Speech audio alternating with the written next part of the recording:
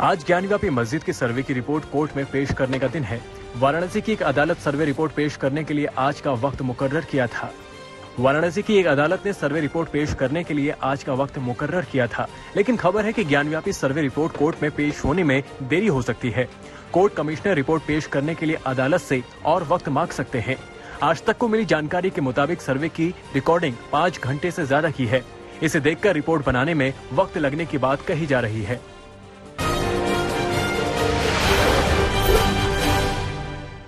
पूरी कोशिश कही जाएगी कि न्यायालय के आदेश का अनुपालन किया जाए। 80% चांस है कि हम दे देंगे। अगर 20% नहीं भी देते हैं तो क्या फिर हम एक्सपेक्ट करें कि आप लोग आगे की डेट लेंगे? हाँ, डेट लेना जरूरी है। नहीं लेंगे तो फिर जो है न्यायालय का जो है अनुपालन तो करना ही है हमको जो है।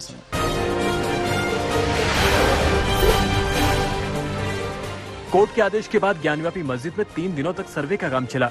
सर्वे के बाद हिंदू पक्ष की ओर से वजूखाने के करीब कुएं में शिवलिंग मिलने के दावा किया गया। ये बात सामने आने के बाद वाराणसी कोर्ट ने डीएम को आदेश दिया है कि जिस जगह शिवलिंग मिलने का दावा किया जा रहा है उस जगह को तत्काल सील किया जाए। वहां किसी भी व्यक्ति के आने जाने पर रोक लगा दी जाए।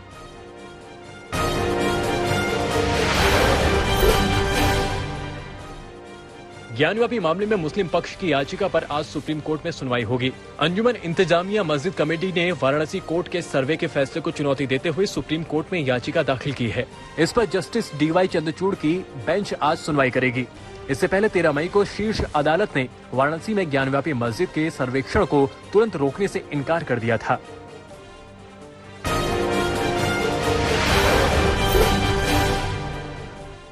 ज्ञानव्यापी मस्जिद में शिवलिंग के हिंदू पक्ष के दावे के बीच एआईएमआईएम अध्यक्ष असदुद्दीन ओवैसी ने कहा कि निचली अदालत का फैसला संसद के एक्ट का उल्लंघन है। उन्होंने कहा कि एक्ट इसलिए बना कि किसी की मजहब के मंदिर मस्जिद के नेचर और कैरेक्टर में कोई बदलाव न किया जाए। ओवैसी ने कोर्ट के फैसले पर ताज्जुब जताते हुए कहा कि जब सुप्रीम कोर्ट केस की सुनवाई करेगा तो निचली अदालत को इतनी जल्दी क्या थी सील करने की। ओवैसी ने कहा कि ज्ञानव्यापी मस्जिद थी और कयामत तक रहेगी।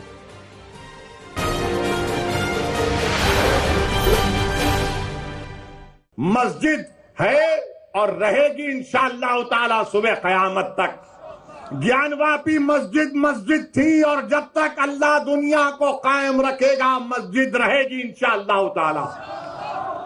और हमारा काम यह है कि हम अपनी मस्जिदों को आबाद रखें।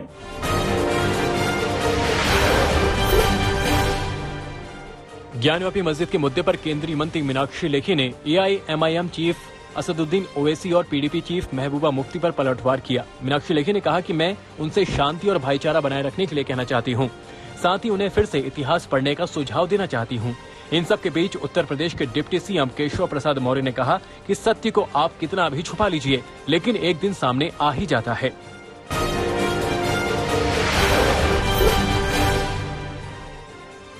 कर्नाटक में भी एक मस्जिद को लेकर विवाद हो गया। ये विवाद कर्नाटक में टीपू सुल्तान के समय बनाई गई एक मस्जिद को लेकर है। दावा किया जा रहा है कि असल में उस मस्जिद की जगह एक हनुमान मंदिर हुआ करता था। बेंगलुरु से 120 किलोमीटर दूर श्रीरंगपट्टनम में एक जामा मस्जिद स्थित है। कहा जाता है कि टीपू सुल्तान ने इसे बनवाया था, लेकिन कुछ हिंदू संगठनों का मानना है कि असल में मंदिर को तोड़कर टीपू सुल्तान ने वहां मस्जिद का निर्माण करवाया। इस वजह से अब नरेंद्र मोदी विचार मंच ने उस मस्जिद में पूजा करने की मांग उठा दी है।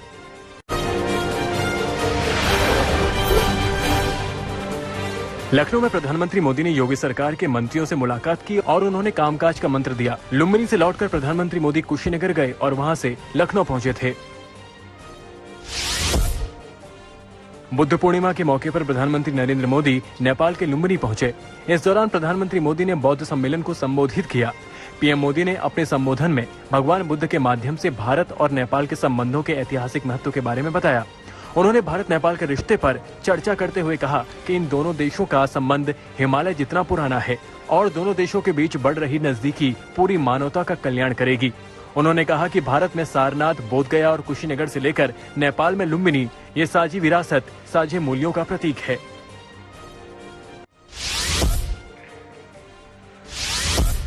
साथियों, नेपाल यानी दुनिया के सबसे ऊंचे पर्वत, सागर माथा का देश। नेपाल यानी दुनिया के अनेक पवित्र तीर्थों मंदिरों और मठों का देश। कश्मीरी पंडितों पर हो रहे हमलों को जम्मू कश्मीर के पूर्व सीएम फारूक अब्दुल्ला ने फिल्म कश्मीर फाइल से जोड़ दिया। फारूक अब्दुल्ला ने कहा कि अगर कश्मीरी पंडितों पर हो रहे हमलों को रोकना है तो सरकार को कश्मीर फाइल्स फिल्म पर बैन लगाना चाहिए। फारूक अब्दुल्ला के बयान को जम्मू कश्मीर के पूर्व उप मुख्यमंत्री कविंद्र गुप्ता ने बिना तर्क वाला बताया और आरोप लगाया कि ऐसे बयानों से कश्मीर घाटी का माहौल खराब हो रहा है। दिल्ली में अवैध निर्माण पर बुलडोजर चलाए जाने का अभियान जारी है। इसे लेकर दिल्ली के मुख्यमंत्री अरविंद केजरीवाल ने आम आदमी पार्टी के विधायकों के साथ बैठक की और बैठक के बाद बीजेपी पर हमला बोला। केजरीवाल ने कहा कि दिल्ली को योजनाबद्ध तरीके से नहीं बसाया गया है। 80% से ज्यादा दिल्ली को अवैध कहा जा सकता है, तो क्या आप 80% दिल्ली को तबाह कर देंगे? अगर दिल्ली के 63 लाख लोगों के घर और दुकानों को बुलडोजर से तोड़ दिया गया तो यह आजाद भारत की सबसे बड़ी तबाही होगी।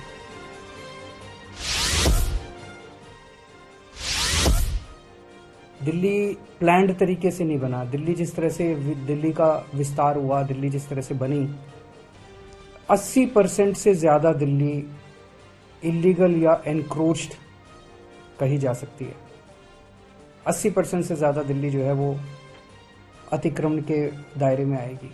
तो एक प्रश्न उठता है कि क्या 80% दिल्ली को तोड़ा जाएगा?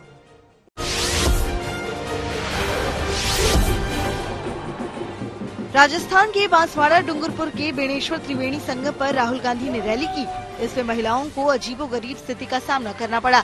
राहुल गांधी को कहीं कोई काला झंडे न दिखा दे, इससे बचने के लिए महिलाओं के काले दुपट्टे उतरवा लिए गए।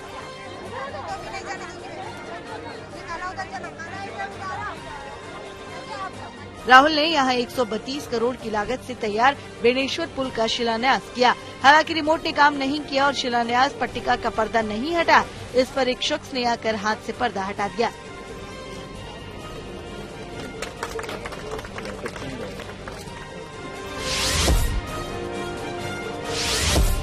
कटरा के त्रिकुटा वन क्षेत्र में लगी आग बुझने का नाम नहीं ले रही। आग बुझाने की कोशिशें लगातार जारी है, लेकिन तेज हवाओं के चलते आग पर काबू पाना मुश्किल हो रहा है।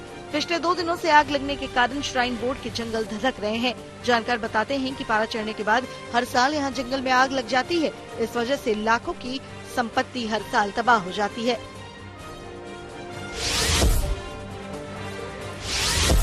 मुरादाबाद में एक दावते वलीमा में जमकर मारपीट हो गई। 2 पक्षों ने जमकर एक दूसरे के साथ मारपीट की।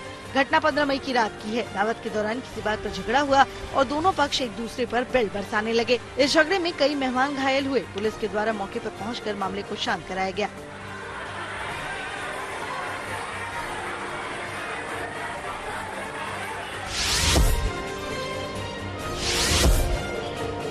पलवल के आगरा चौक स्थित एक होटल में नकाबपोश बदमाशों ने हथियार के बल पर लूटपाट की कोशिश की।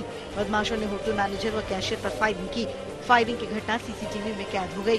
बदमाश होटल के अंदर आते ही रिसेप्शन पर मौजूद मैनेजर और कैशियर पर गोली दाग देता है। गनीमत रही कि गोली किसी को नहीं लगी।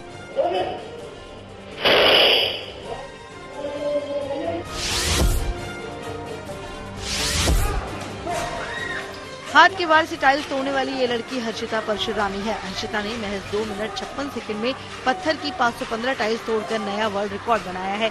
हर्षिता महज 13 वर्ष की है। वहीं हर्षिता के गुरु शिहान श्रीनिवास राव ने खुद के ऊपर से 501 बाइक गुजरवाकर नया रिकॉर्ड बनाया। जिस वक्त राव के ऊपर से बाइक गुजर रही थी वो कील की शैया पर लेटे थे।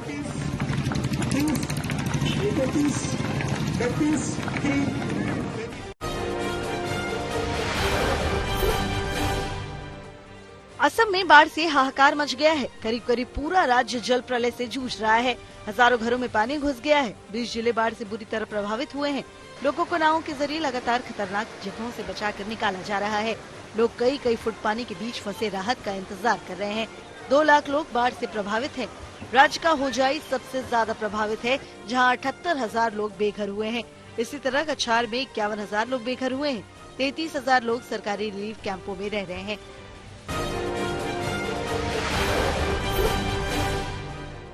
असम में नदियों में भारी बाढ़ आई हुई है। पानी का स्तर लगातार बढ़ रहा है। बारिश के बाद लैंडस्लाइड ने हालत को खतरनाक बना दिया है। लैंडस्लाइड के बाद खतरनाक अंदाज में मलबा पटरियों तक आ गया है। क्रेन मलबे में फंस गई है। लैंडस्लाइड से सिलचर गुवाहाटी सड़क, हाफलॉन्ग, मेघालय सहित कई इलाकों में ट्रैफिक रुक गया है। कई किलोमीटर तक गाड़ियों की कतारें लगी हैं।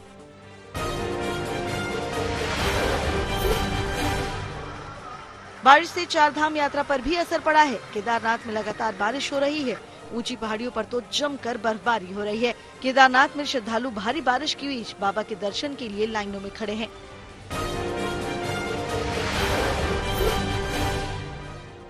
बद्रीनाथ यात्रा पर भी बारिश का असर पड़ा है। यहाँ लगातार बारिश हो रही है। कुछ जगहों पर चट्टानें और पत्थर खिसक कर हाईवे पर गिरे हैं। इसकी वजह से बद्रीनाथ यात्रा को कुछ घंटे के लिए रोक दिया गया है। लोगों को सुरक्षित जगहों पर रखा गया है। प्रशासन ने इसके इंतजाम किए हैं।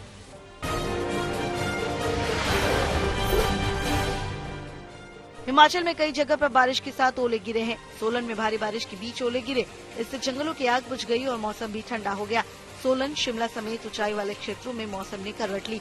पारे में 6 डिग्री सेल्सियस की गिरावट आई।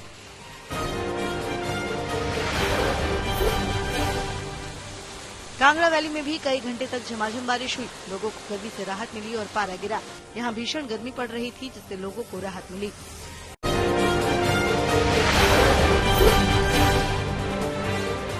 यमन के अदन शहर में हुए भयानक विस्फोट ने पूरे शहर को हिला के रख दिया। इस धमाके में यमनी सेना के कमांडर को निशाना बनाया गया था। यमनी सेना के कमांडर की कार के पास जब धमाका हुआ तो अदन स्थित 4थी सैन्य रेजिमेंट में संयुक्त अभियानों के commander major general Saleh Ali Hasan Aden के एक जिले मोहल्ला में अपनी सशस्त्र SUV के अंदर थे। जानकारी के मुताबिक कमांडर इस विस्फोट में बाल बाल बचे, मगर उनकी कार क्षतिग्रस्त हो गई। हमले की जिम्मेदारी अब तक किसी आतंकी संगठन ने नहीं ली है।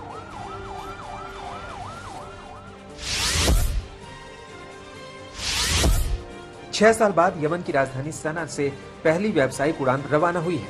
अधिकारियों के मुताबिक गृह युद्ध का सामना कर रहे देश में सरकार और विद्रोहियों के बीच युद्ध विराम पर सहमति बनने के बाद ऐसा संभव हो सका है।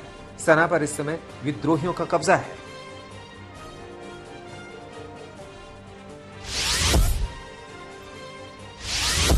कोरोना के बढ़ते केस की वजह से चीन की राजधानी बीजिंग में कोरोना प्रतिबंधों को बढ़ाया गया है। कोरोना प्रतिबंध की वजह से कई इलाकों में फिलहाल सन्नाटा पसरा है। मॉल और मनोरंजन स्थलों को भी बंद कर दिया गया है।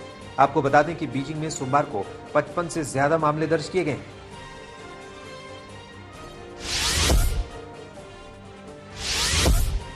ब्रिटेन के विंडसर कैसल में प्लेटिनम जुबली समारोह बड़े धूमधाम से मनाया गया। इस दौरान दुनिया भर से आए 1000 से ज्यादा कलाकारों ने अपनी कला का प्रदर्शन किया।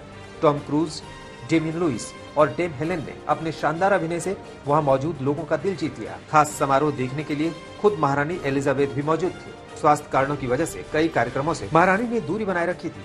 ऐसे में कयास लगाए जा रहे थे कि शायद ही इस कार्यक्रम में महारानी शिरकत करें, लेकिन ना वो सिर्फ यहाँ शामिल हुई बल्कि इसका लुत्फ भी उठाती दिखी।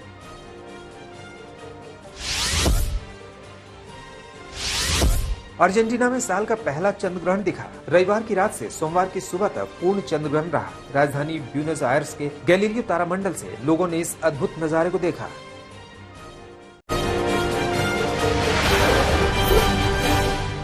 रूस के राष्ट्रपति व्लादिमीर पुतिन ने बड़ा बयान दिया है। पुतिन ने कहा है कि फिनलैंड और स्वीडन के नेटो में शामिल होने से हमें कोई दिक्कत नहीं है। पुतिन ने कहा कि फिनलैंड और स्वीडन के नाटो में शामिल होने से रूस को कोई खतरा नहीं है, लेकिन नाटो में दोनों देशों के शामिल होने के बाद रूस अपनी प्रतिक्रिया देगा और इसके लिए तैयार रहना चाहिए। इस वक्त फिनलैंड और स्वीडन के नाटो में शामिल होने को लेकर दोनों देशों से टर्की की तनातनी जंग जाहिर है। ऐसे में खबर आई है कि इन देशों के बीच मचे विवाद को सुलझाने में एस्टोनिया मदद करेगा। एस्टोनियाई विदेश मंत्री ने कहा है कि तीनों देश एक दूसरे से सीधी बातचीत करेंगे और मतभेदों को दूर करके समाधान के साथ आगे बढ़ेंगे।